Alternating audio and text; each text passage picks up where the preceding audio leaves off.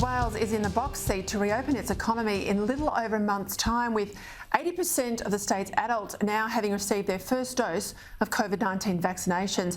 With case numbers appearing to plateau, Premier Gladys Berejiklian this morning announced the immediate scrapping of curfews in virus hotspots across Western Sydney. New South Wales Premier Gladys Berejiklian joins me now from Sydney. Premier, 80% single jabbed. It's a big achievement today, significant milestone. I guess it's the best guide yet that you're going to get to 80% or more fully vaccinated. When you get there, will this dividing line between those vaccinated and unvaccinated be removed? Well, look, firstly, Peter, I'm thrilled that we got to that 80% first dose rate because we can move forward with confidence. A lot of places around the world don't get to that level of vaccination. So the fact that our communities will be protected is really fantastic. Secondly, 80% double dose means we can look forward to international travel. We can also look forward to welcoming home lots of Australians, thousands of Australians every week who have been unfortunately stranded overseas and not been able to come home. Now, in terms of what vaccinated and unvaccinated people will be able to do at that time, we're working on that 80% roadmap. For example, in some places around the world, if there's a major event with 100% stadium capacity, in the UK and other places, they say you either need to be vaccinated or else have at least demonstrated a negative test. So there's all these issues we need to work through. But the good news is that if you're vaccinated at 80%, there'll be definitely more things you can do than what you could do at 70%. There'll be greater opportunities for us to increase the numbers at events and other personal and public events. But there'll also be a lot of other issues we need to consider in relation to unvaccinated people. You have been criticised, Premier, by interstate counterparts, in particular Daniel Andrews, for not locking down hard enough or fast enough. But if you compare where New South Wales and Victoria are at the same point in the current outbreak, Victoria, as late as last Friday, well, they're running with 3 times the cases you did at the same time, half the tests, and about 40,000 less jabs. So does that mean it's more than just locking down that gets the virus under control? Oh, look, I remember being criticised by a whole range of people when Dr. Chant and myself from New South Wales said the vaccine was our key to getting out of this. And if we didn't have those high vaccination rates that we do now, we wouldn't have been able to have the roadmap about reopening, because all of us have to live with COVID. We have to learn to live with COVID. And even states that don't have COVID now, when you get to 80% double dose and you want your citizens to be able to travel overseas or travel around Australia, it's inevitable that Delta is going to take hold. So all of us are going to have to come to terms with this. New South Wales, as the largest state, the most densely populated state, the gateway to Australia through Sydney Airport, it's not a surprise that we were the first ones to have to confront this, especially given we were also welcoming home more Australians than all the other states combined. So there's no real surprise that we were the first ones to encounter this, but it shows what a game changer Delta is. And we knew that in New South Wales, because every other strain of COVID we were able to, knock on their head. We'd only had one lockdown prior to this one. So I'm happy to be lectured by other state premiers. My job is to do what's in the best interests of New South Wales, but also Australia.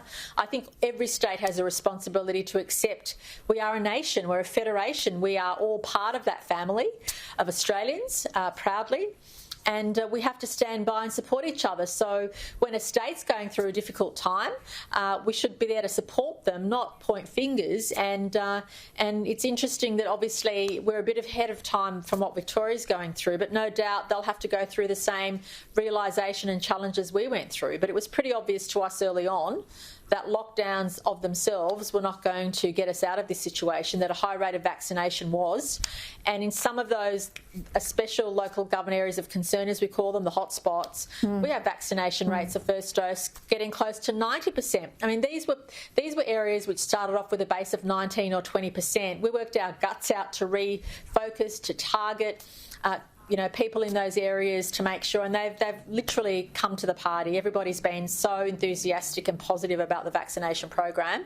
And compared to other places in the world, we've not had to resort to some of the policy measures other nations have made. What we have said to people is we value safety and freedom, And if you want to be part of a society that allows vaccinated people to have all these freedoms at 70%, please come along for the journey. But also keep your family safe, your loved ones safe, do your bit for the greater community. And our community has responded in such a positive way, and I'm incredibly proud of that.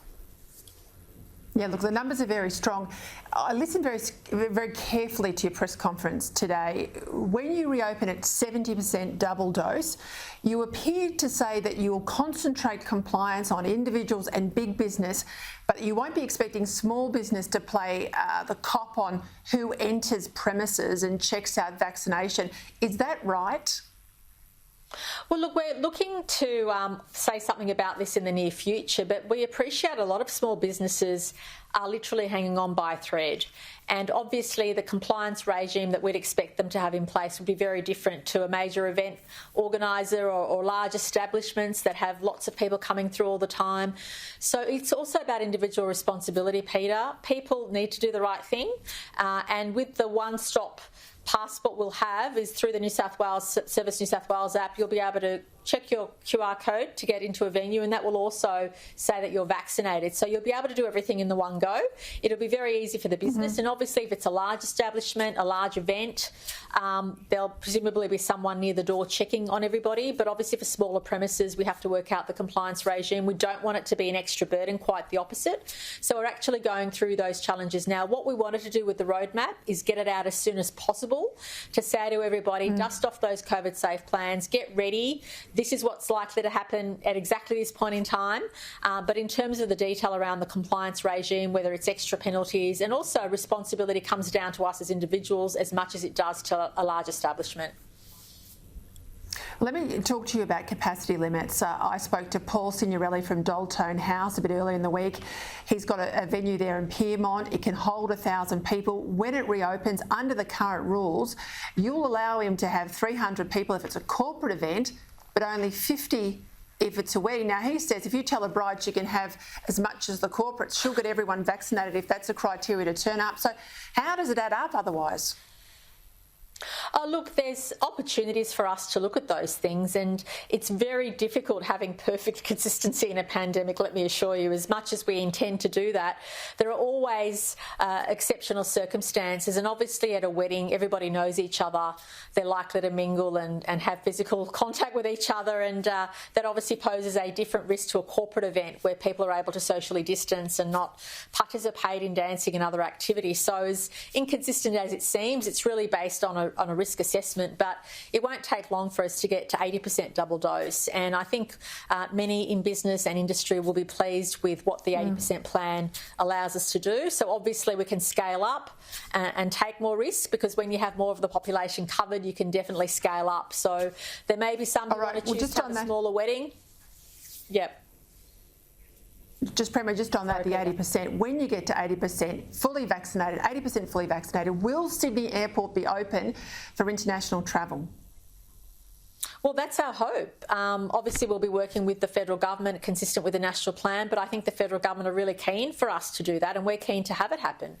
So I'd love to see thousands of Australians coming home, and if they're double vaccinated with a vaccine that the authorities regard as a good vaccine, well then they may even be able to do home quarantine. So we're going to talk more about these matters in the next little while. But I'm very confident that at 80% double dose, we can start thinking about returning Australians, but also about going overseas ourselves. And obviously at that rate of vaccination, you do have to do things differently. So our contact tracing program will be done differently. The way we quarantine Australians coming home if they're double vaccinated will be done differently. And it's just about adjusting to life where we're living with COVID, instead of pretending we can keep it out or that we're different from everywhere else on the planet. Just before we go, I've written about this for the Australian tomorrow, but a royal commission into the pandemic response, all the things we got right and remediating obviously for another time the things we didn't get right. Do you support a royal commission? Well, I think we're still in the midst of dealing with it. I think it's too early, to be honest, to consider those. I'm happy to be as accountable as anybody on any decisions we've taken. All our decisions have been taken based on the best health advice, as well as considering the mental health and livelihoods of our community. So we've had to balance all that during the process. But I think it's way too early to make and draw conclusions. If you'd had such an inquiry several weeks ago, New South Wales may have been accused of certain things, but now that Victoria is following the same pathway, and in fact some would say their cases unfortunately growing faster, well then that would change the conclusions necessarily that people would come to. So I think it's way too early. But Premier, I think all of us should be accountable. You know and I know that you frame a Royal Commission with wide terms of reference. It wouldn't need to start till the international borders are open, let's say, and it'll run on for a couple of years anyway. In principle, do you support a Royal Commission? Oh, look, I think all of us need to be accountable. I don't know what the best way of measuring that accountability is.